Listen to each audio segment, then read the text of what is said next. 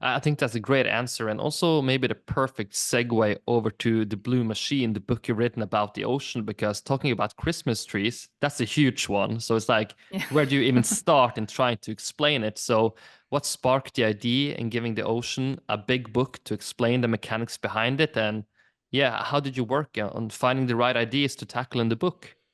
Well, I guess it came out of slight frustration. I mean, when it came to time to think of the topic for the next book I was going to write, you sort of you think about a lot of things, and then I remembered that I did my PhD in something else, in experimental explosives physics, a different type of physics, and after my PhD, I took a postdoc job at the Scripps Institution of Oceanography, and then I sort of discovered the ocean at the age of 26.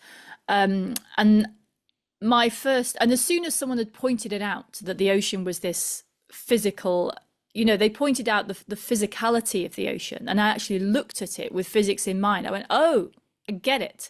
I don't know anything, but I can see now I've just seen a different perspective. I get it. There are things to know about this. And there was this period of like a couple of weeks where I thought this was amazing. And then I became very indignant. How is it? Like, I was that kid that read all the science books and all the science magazines and all the stuff I was supposed to. Nobody told me about the ocean. This is completely ridiculous. And I actually went around Scripps, which was a big oceanography institution. And I went towards the end of my postdoc there. I went around knocking on doors, and I asked the people behind the doors, like, I've just arrived in the world of the ocean. I don't know anything about it. Can you recommend me a book? And they did recommend a lot of books, and none of them were about the ocean, really. They were about the things in the ocean, or they were about other stuff, other interesting things in the world. And I was very grateful. They were all very brilliant books. Not a single book really explained the physicality of the ocean to me. And so, move forward 15 years, whatever it was, and I'm looking around for a topic for another book, and still no one has written this book. Still no one has said this is what the ocean is. And yet oceanographers know this. And so I had learned in bits and pieces along the way. I'd studied the bubbles and the science that I was qualified in. And then at the same time, I'd just gone to every lecture and every seminar, and I'd built up this picture, and I could see all these people saw this thing and they weren't telling the rest of the world about it. And so the rest of the world just thought the ocean was blue filler with fish in it. And it felt that was a big disconnect. There's a massive story to tell here. And then of course you get to why it is no one's told that story, and it's because it's hard.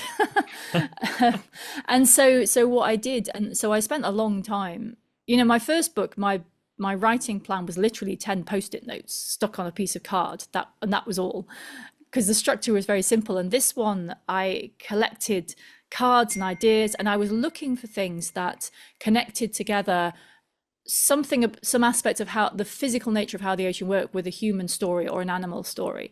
And so I just collected ideas, and then I had to organize them. And so it just took a lot of thinking to work out how to organize all the bits and pieces. But fundamentally, it was like I had to go looking, because the oceanographers don't know the history and the historians don't know the oceanography. So there are very clear links, but you sort of have to go digging for them, even they're in plain sight, because nobody thinks about the world that way. So I had to do a lot of work to back up the ideas, just because no one else had done it. So I went looking for these small stories, because I think it's like there's an ancient story of the three blind men and the elephant, where three blind men somewhere come across an elephant, and one reaches out his hand and touches the leg and says, oh, it's like a tree. And one touches the trunk of the elephant and says, oh, an elephant is like a snake. And of course, it's all true. It is true that the legs of an elephant are a bit like a tree, and it is true that the trunk of an elephant is a bit like a snake, but they're all partial truths. And so I think the way to see the ocean is to tell lots of these stories from different perspectives, different timescales, different size scales, different animals. And then when you put all the partial truths together, you have the picture of what the ocean is. And it's not simple to say what the ocean is, but by telling lots of these stories, then you can sort of see what the ocean is. And of course, that's the privilege of what you can do in a book. You can put together all the pictures that show the bigger story.